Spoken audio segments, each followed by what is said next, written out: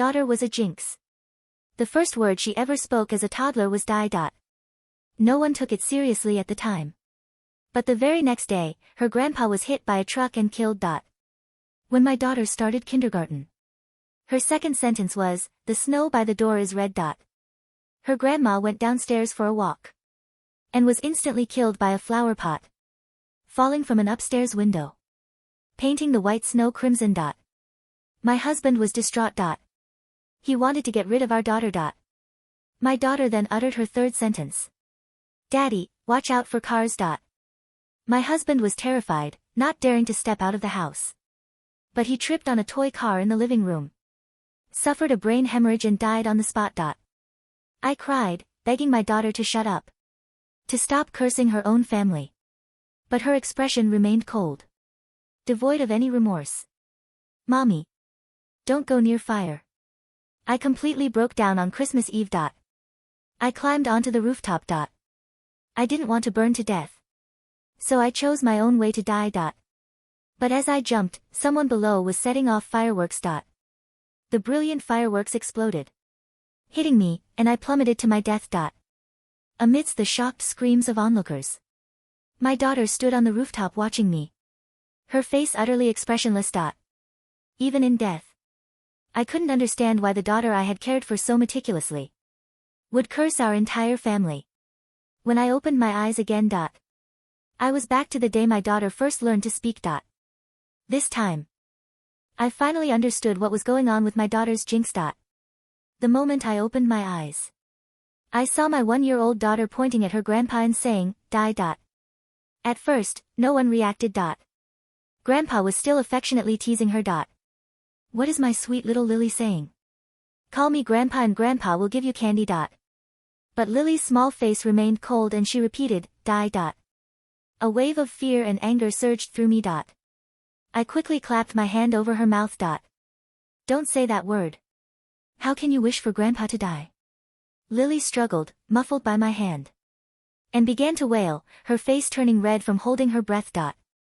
My father-in-law Arthur quickly intervened. "She's just learning to talk, Sarah. Why are you getting so upset?"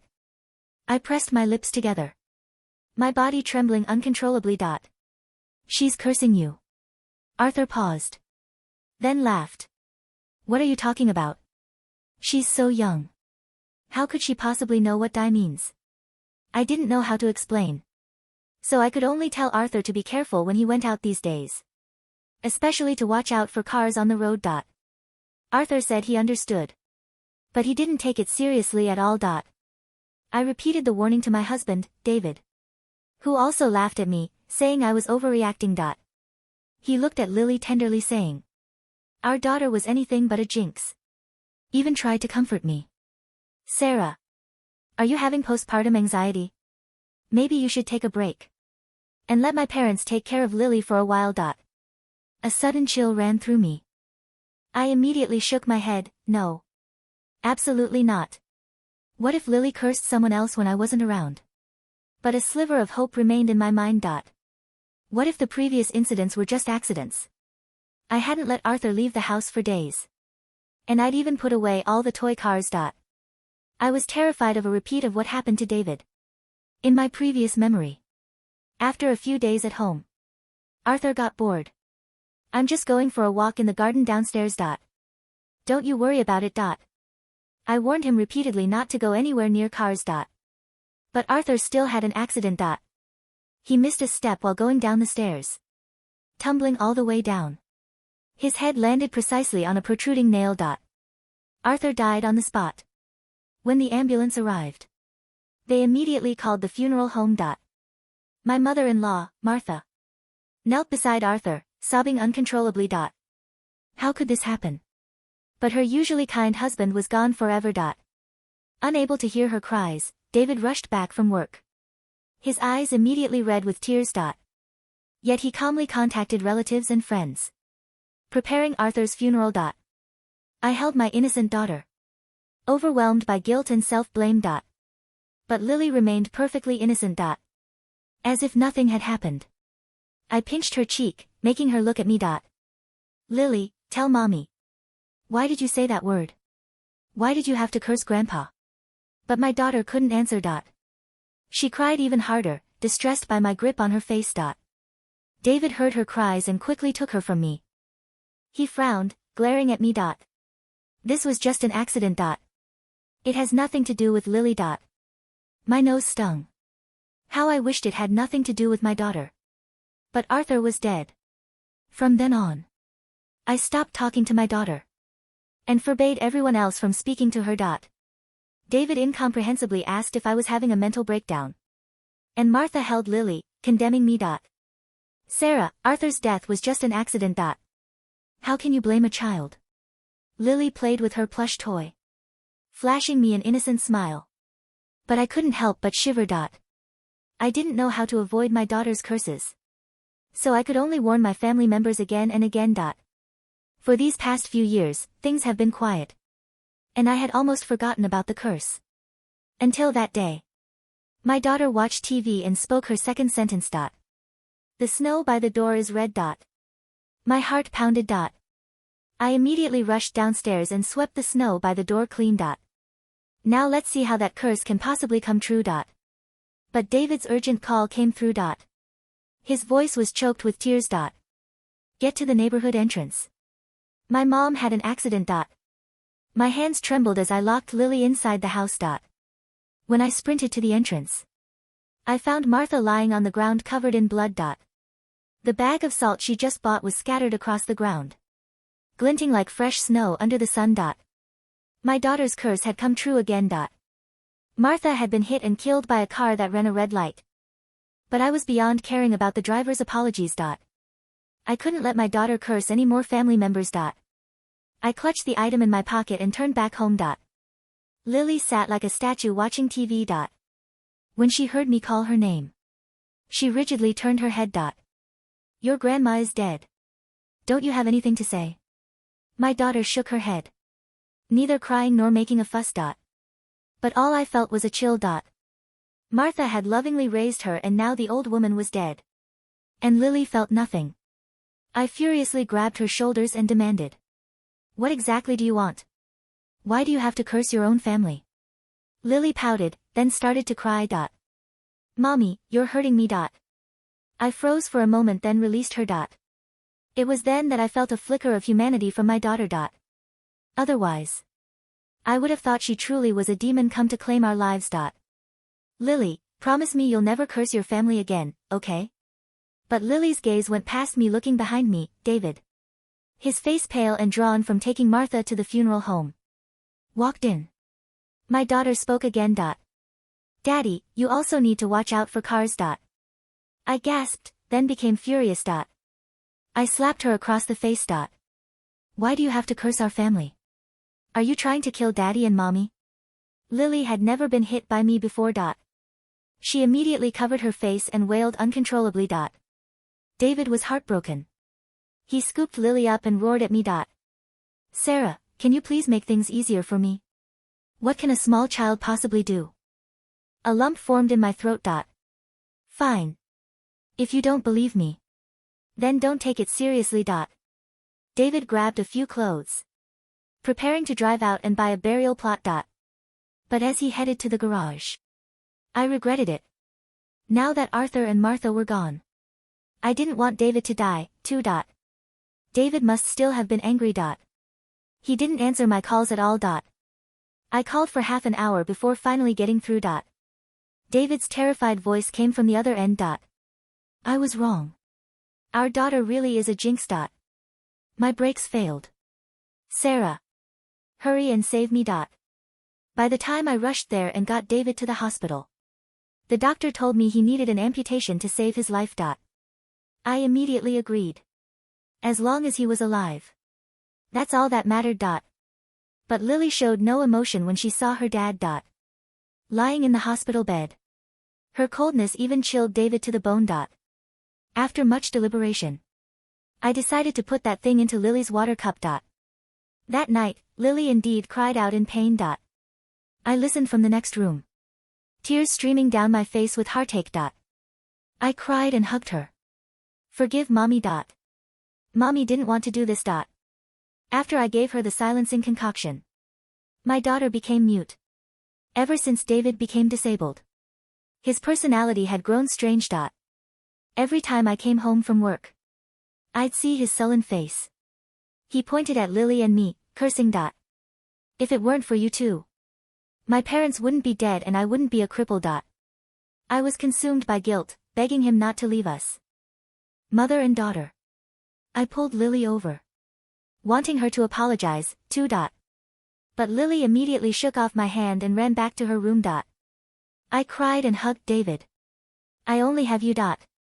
Please don't leave us, okay? David was silent for a moment, then hugged me back, pressing a low growl. Why? What did we ever do to her? I also didn't know why my daughter would curse us. What had we done wrong? Lily treated David and me like enemies. But I had forgotten one thing. She couldn't speak, but she could write. While cleaning Lily's room, I found her writings in a diary. Daddy and Mommy, don't go near fire. Watch out for burning to death. I clutched that piece of paper, feeling as if all my strength had drained away. I didn't understand why my daughter would curse us. In my previous memory, even when she killed my whole family, I didn't blame her. Was it really karma from my previous life? Was she here to take revenge on me? David wheeled himself in. When he saw the diary in my hand, his face immediately turned white. Lily came home from school, seeing us looking at her diary. She angrily snatched it and tore it up. David's face turned red with rage. He pointed at his legs and yelled. Isn't it enough that you crippled me? What else do you want to do? Burn your own parents to death? Lily looked at us with hatred, then pointed to her throat. My heart tightened and I guiltily said, Lily, Mommy did it for the family's well-being. I had to. Why are you explaining to her? You're right. She's a demon sent from heaven to torment us. If I could choose, I'd rather not have this daughter. Lily scoffed, turned and walked out the door. I worriedly wanted to chase after her, but David called me back. His hands tightly gripped the armrest of his wheelchair as he snarled. How long do you plan to indulge her? Will you only be satisfied when she kills us all? I stammered, lowering my head. After all, she's our child. What can I do? A cruel glint flashed in David's eyes. Sarah. We can have other children. But this demon will kill us eventually. For some reason, my heart felt empty. A sharp ache. David continued. I've secretly asked a psychic. And there's only one way to break the curse. David swallowed hard. That is to give the curse back to her. I almost lost my balance, directly knocking over the glass of water on the table. The clatter startled me. I instinctively objected. This is our daughter. How could I burn her alive? David grabbed my hand soothingly. Sarah, do you want her to kill you? Even if she kills our whole family, fine. But what if she goes out into society and harms others? This made me hesitate. I didn't know if my daughter was truly a legendary sociopath. I didn't even know how she was cursing us. But I didn't want more innocent people to die because of her. Finally, I reluctantly agreed to David's suggestion. After Lily returned, I gave her a sleeping pill. I quietly turned on the gas stove in the kitchen and sealed all the doors and windows. David was in the room packing suitcases, his face unable to hide his joy. We finally don't have to live in fear anymore. I forced a smile and helped him pack. Until I saw a family photo. I froze on the spot, trembling violently. I froze on the spot, trembling violently. The photograph in my hand was an old Polaroid, taken just moments before Arthur, my father-in-law, had his fatal fall in this second timeline. It was a candid shot David had taken, teasing his father about being a grumpy old man. In the foreground, Arthur was scowling at the camera. But in the background, out of focus, was Lily. She wasn't looking at Arthur with malice. She wasn't pointing a finger of judgment. With the magnifying clarity of terror, I brought the photo closer to my eyes. Lily's tiny hands were clutching the banister, her mouth open in a scream that had been silent to us then. Her eyes were wide, filled with a visceral, animalistic panic. She wasn't looking at Arthur's face. She was staring at his feet. I looked closer. There, in the grainy resolution of the photo, a faint, translucent shadow seemed to coil around Arthur's ankle, the very ankle that would trip moments later. My breath hitched. I flipped through the album frantically, my fingers slick with sweat. I found a picture of Martha, taken the morning she died. Lily was in the corner of the frame, tugging at Martha's coat, her face streaked with tears. She wasn't casting a spell, she was begging. The realization hit me with the force of a physical blow, shattering my ribs. Die. She hadn't been commanding him to die. She had seen death. When she said, "The snow is red," she wasn't painting the future, she was describing the horrifying present she was already witnessing. She saw the outcome before it happened. She lived in a world where time overlapped, where the Grim Reaper stood visible in the corner of the room. And I, her mother, her protector, I had poisoned her. I had taken her voice. I had stripped her of the only weapon she had to save us. Sarah. David's voice came from the bedroom, impatient and sharp. Are you done? The gas is running. We need to leave before the smell sticks to our clothes. A wave of nausea rolled over me. David sat in his wheelchair, clutching a suitcase, his eyes bright with a manic, feverish hope. He didn't look like a grieving father. He looked like a man disposing of trash. Turn it off, I whispered, my voice barely audible. David frowned, wheeling himself closer. What? Turn off the gas, David. I screamed, the sound tearing at my throat. I dropped the photo and bolted for the kitchen. Sarah, stop. Are you insane? David roared. He spun his wheelchair around, blocking the hallway with surprising speed. His upper body strength had doubled since the accident. He grabbed my wrist, his grip like a steel vice. We agreed on this. She's a monster. She crippled me. She killed my parents. She was warning us. I shrieked, clawing at his hand. She sees things, David. She sees them before they happen. She tried to tell Arthur about the stairs. She tried to tell you about the car. She wrote about the fire because she saw this moment. David's face twisted into a mask of pure, unadulterated hatred. He didn't release me. He pulled me down until my face was inches from his. I don't care, he hissed, spittle flying onto my cheek. I froze. What? I don't care if she's a psychic or a witch or a goddamn saint, David whispered, his eyes void of humanity. Look at me, Sarah. Look at my legs. I am half a man because of her. Do you think I can live with that thing in my house, knowing she watched it happen? Knowing she knew and couldn't stop it? She tried. She didn't try hard enough. David shoved me backward. I stumbled, hitting my head against the wall. She's broken, Sarah. And she's broken us. I'm not spending the rest of my life waiting for her next prediction. I want to start over. With you. Just us. He reached into his pocket and pulled out a lighter. My blood ran cold.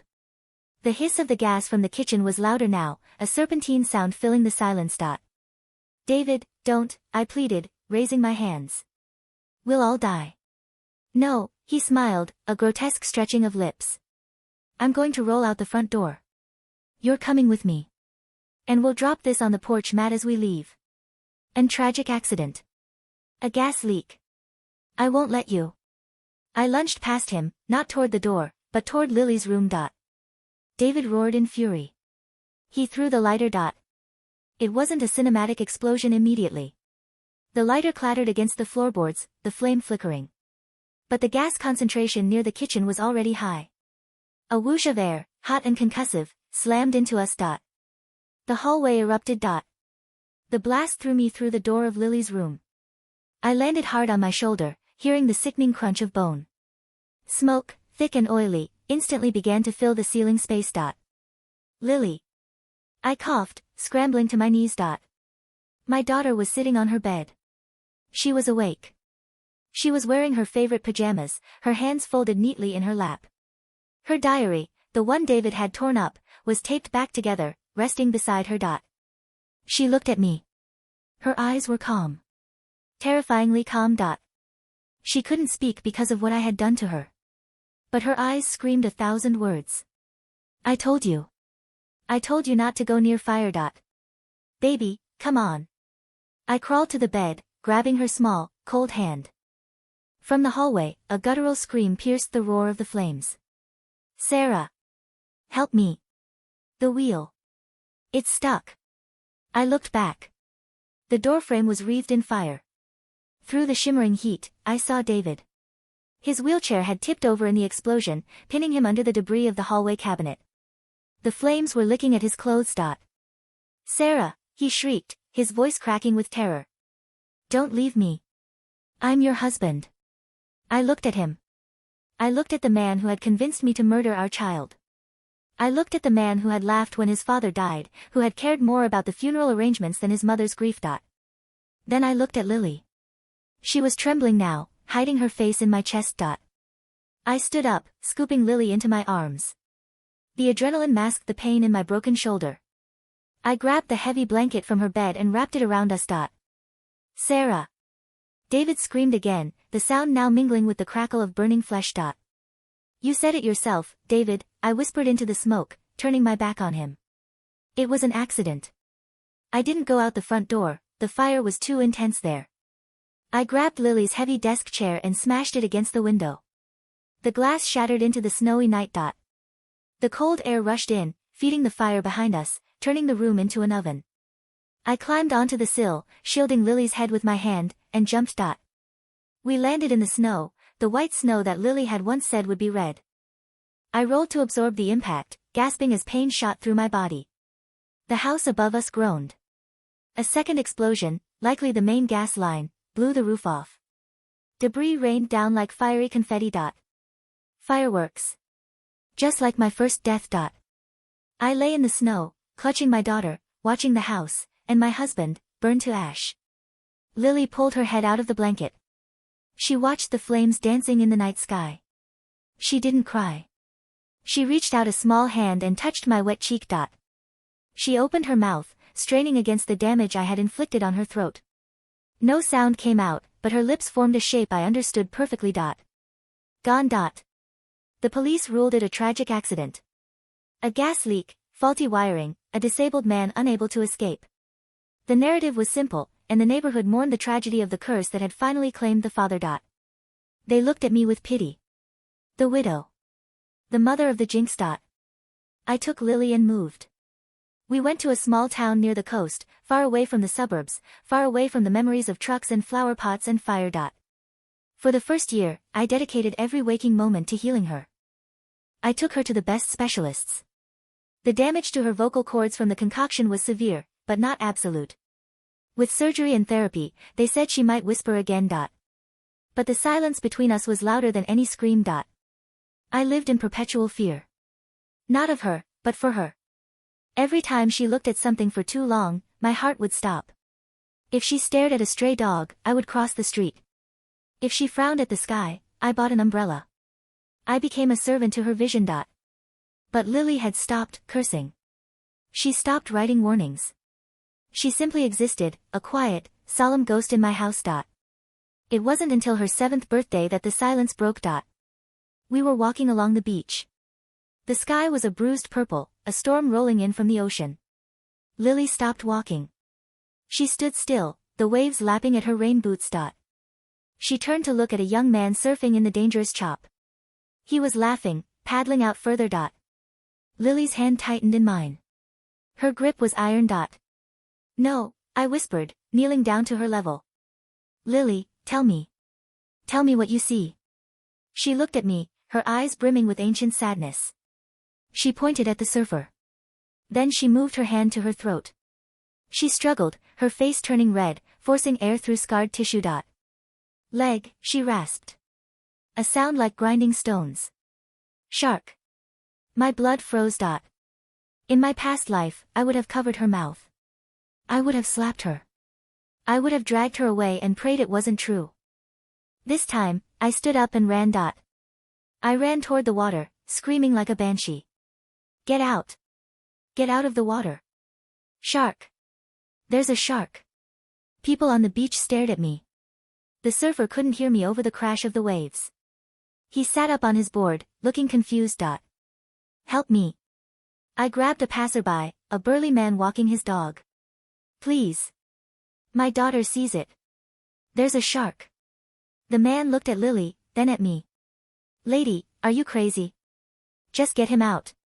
Maybe it was the sheer desperation in my voice, or the haunt in Lily's eyes, but the man whistled piercingly and waved his arms. The surfer saw the commotion and started paddling in, annoyed. He was 20 yards from shore when the dorsal fin cut the water. The scream from the beach was collective. The gray shape breached, jaws snapping shut on the back of the surfboard, missing the boy's leg by inches.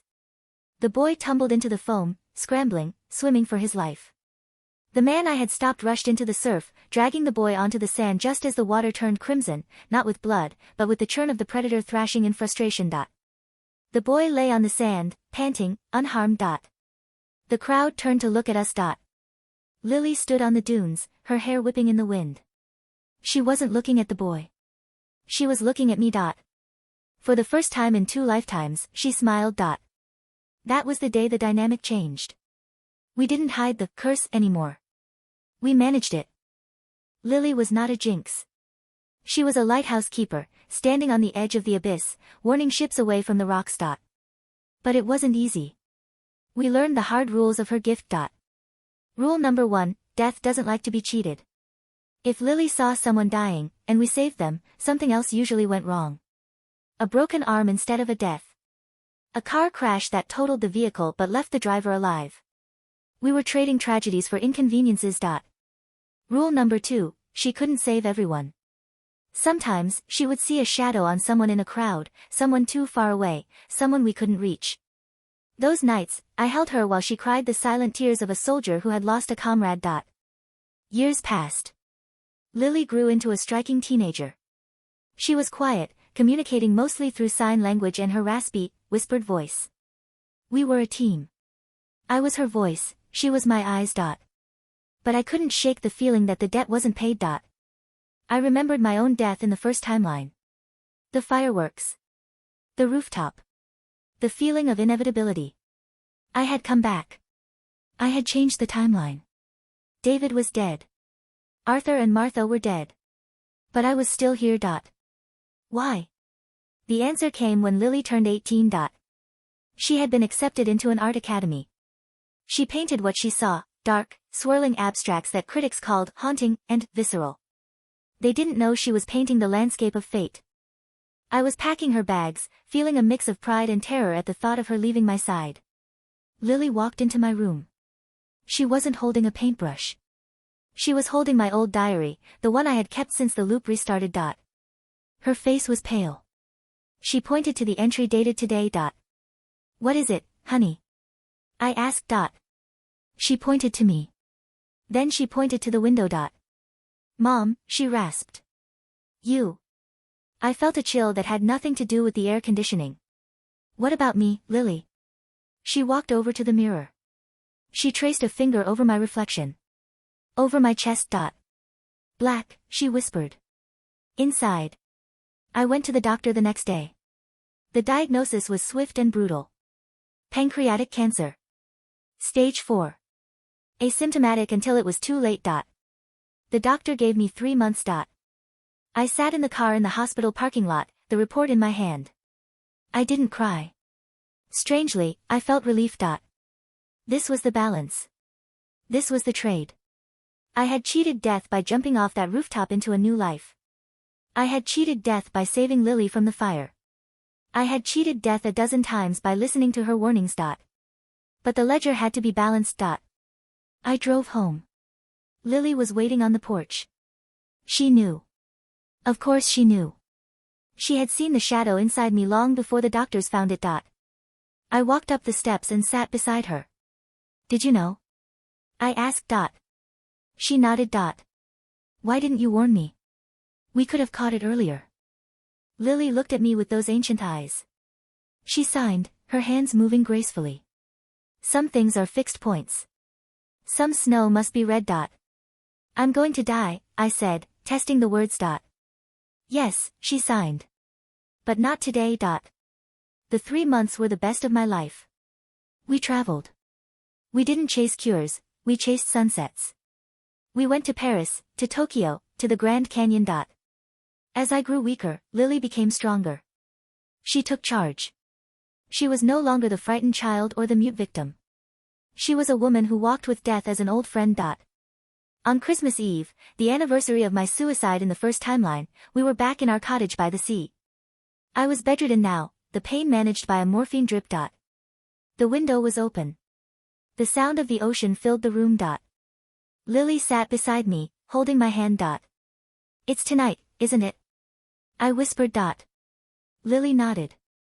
Tears streamed down her face, but she didn't look away. She was brave enough to witness the end. I have a question, I said, my voice barely a thread.